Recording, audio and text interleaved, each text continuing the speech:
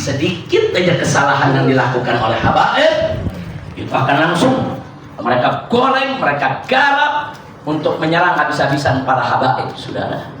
Nah, jadi saya minta dari yang tua sampai yang muda, saudara, apa yang selama ini mereka serang kita, ada oknum-oknum yang berlaku tidak baik, ya kita ikut memperbaiki, saudara. Kita ikut memperbaiki. Jangan juga kita biarkan kalau ada saudara-saudara kita dari kalangan habaib yang melakukan hal yang tidak baik. Jangan. Saudara, sebelum orang lain tegur, kita yang tegur. Sebelum orang lain yang memperbaiki, kita yang wajib untuk memperbaikinya. Nah, jadi sekali lagi kita ambil hikmahnya aja. Kalau ada yang tanya apa sih hikmahnya nih serangan begal nasab? Oh, banyak hikmahnya. Apa hikmahnya dari serangan begal nasab ini? Hikmahnya satu, saudara, yang tadinya nggak tahu ilmu nasab jadi tahu. Yang tadinya nggak mau belajar jadi belajar, saudara. Yang tadinya nggak mau baca buku nasab, akhirnya jadi baca, saudara. Oh, luar biasa. Jadi ada al-hadsu ala qiraah, yaitu kutubus sirah, kutubut tarikh, kutubun nasab. Alhamdulillah. Itu satu. Yang kedua, saudara, menjadi terbuka. Allah bukain buat kita, saudara, sehingga dengan peristiwa itu kelihatan mana yang betul-betul muhibbin terhadap habaib, mana yang betul-betul bughud, ikut memanfaatkan kondisi tersebut, atau mana yang selama ini pura-pura muhibbin. Nah, sekarang dari hatinya Allah keluarin semua, saudara. Alhamdulillah. Kita membongkar hati orang-orang nifak nggak gampang, saudara. Nggak gampang. Ngebongkar gitu hati kita, mau tahu ini mahabbah apa enggak, ini bughud, nggak gampang, saudara. Tapi dengan peristiwa ini terbuka, saudara, mana yang muhibbin, mana yang mubghidin, bahkan mana yang ragu-ragu dengan mahabbahnya, semua terbuka. Alhamdulillah. Dan yang ketiga, saudara, para habaib jadi lebih hati-hati lagi. Mereka oknum-oknum yang selama ini berbuat tidak baik, jadi ada cambuk, ada teguran. Jangan coba-coba kalian ulangi itu perbuatan. Ayo sama-sama kita perbaiki diri. Itu kan hikmah, ya kawan. Alhamdulillah. Oh, banyak hikmahnya, ya kawan. Kalau kita mau lihat, hikmahnya banyak. Ada lagi satu hikmah, saudara, apa? Kita jadi ingat Imam Ubaidillah. Nah, selama ini kalau kita tahlil, kita apa tanya Imam Ubaidillah jarang disebut tuh, saudara. Yang disebut Ahmad bin Isa Al-Muhajir, yang disebut Faqih Mugaddam, saudara. Nah, iya, jangan-jangan kita lagi dijewer nih, saudara.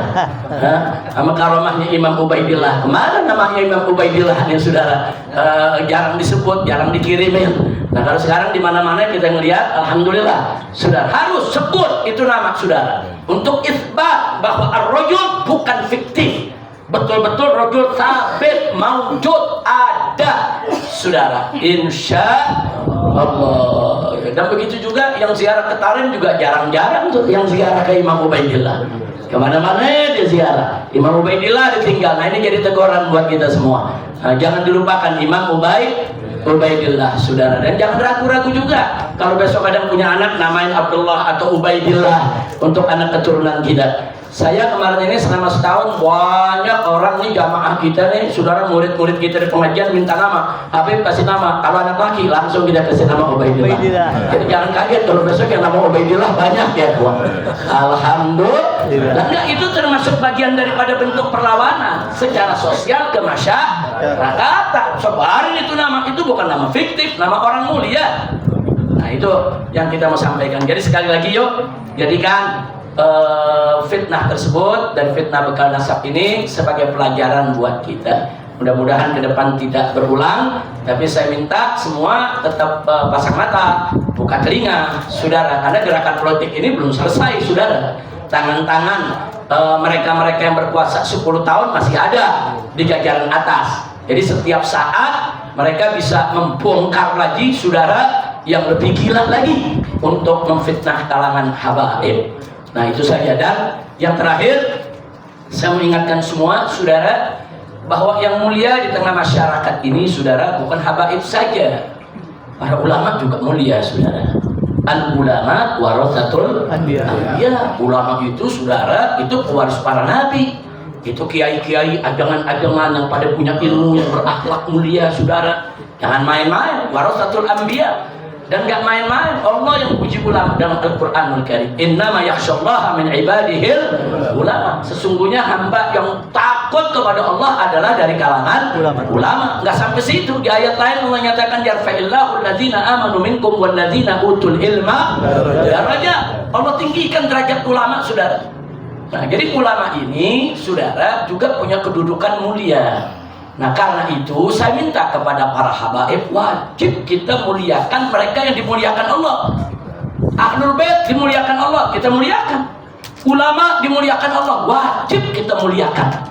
Jadi jangan ada lagi itu, saudara, maaf, jangan ada lagi di kalangan anak-anak muda kita, saudara, umur masih muda, masih belasan tahun atau mungkin 20-an tahun. Tapi kalau ketemu kiai-kiai, saudara, yang besar dari kalangan mereka, cium tangan aja, malu, takut. Innalillahi wa inna ilaihi raji'un. Saya ketemu kiai-kiai dari dulu, saudara. Sudah 40 tahun saya kerjakan. Pokoknya ketemu kiai, doakan yang lebih tua, yang seumur, saya cium tangannya. Oh iya, dulu saya diprotes, Habib Rizik kenapa cium tangan? Kenapa tuh Habib Rizik nunduk-nunduk begitu? Saudara, itu bagian daripada pembauran kita, pergaulan kita untuk menghidupkan rasa saling cinta di antara kita. Insya Allah. Nah, saya kasih contoh. Saya ceramah di satu daerah, saudara. Saya kasih contoh pengalaman saya. Saya ceramah di satu daerah, saya lupa. Mungkin karena terburu-buru nih menguber, kadang-kadang kan satu hari ada 2-3 jadwal nih, dari sini mau lompat ke jadwal sana, saudara.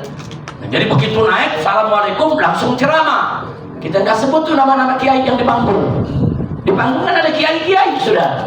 Ini kan yang di bawah kan murid mereka semua. Kita nggak sebut, saudara. Habis ceramah kita pergi. Itu mereka-mereka yang hadir nggak perhatian di ceramah kita, saudara. Nah, mereka lihat siapa ini ceramah. Karena apa? Karena mereka merasa guru mereka nggak dihormatin. Sudah, itu pengalaman kita. Seterburu-buru apapun, sebut sapa. Sudah. Jadi apresiasi mereka. Nah, makanya semenjak saat itu, saudara, saya ceramah di mana tempat, saudara. Oh, kita apresiasi dulu. Kalau perlu kita minta sama panitia siapa aja nama kiai yang ada. Kita minta nama-namanya, kita sebutin satu-satu. Itu begitu disebutin, saudara, itu kiai senang. Duduk merhatiin ceramah kita sampai akhir. Itu murid yang di bawah, Farhan, gurunya dihormatin, saudara. Dia perhatiin semua ceramah kita. Jangankan setengah kita tongkrongin, saudara. Hujan dan nggak ada, saudara. Nah, artinya ini kan ilmu komunikasi massa. Tolong jangan lupa penghargaan seperti itu, saudara. Insya Allah, saudara. Jadi ini habaib ini udah dimuliakan Allah, udah nggak usah dipamerin lagi.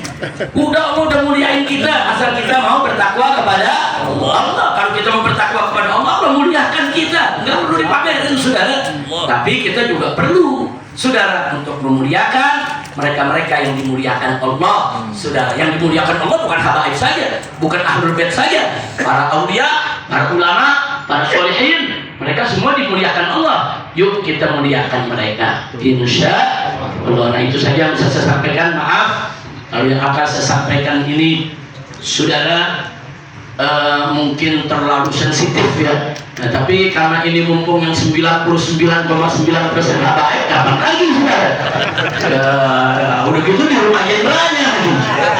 Ya bukan, ini kesempatan. Ini namanya kesempatan. Nah, tolong jangan tersinggung, jangan, saudara. Saya tidak ada maksud menyinggung si A atau menyinggung si B. Demi Allah, saya tidak ada maksud untuk menyinggung siapapun, saudara. Bahkan saya mau ikut menasehati diri saya sendiri. Kita introspeksi, apa nih? Kenapa begini? Kenapa begini? Apa yang bisa kita ubah supaya hubungan antara ulama dengan habaib tetap baik dan bisa semakin baik, insya Allah. Nah, itu yang saya mau sampaikan, saudara. Baiklah, akhirnya sebagai penutup,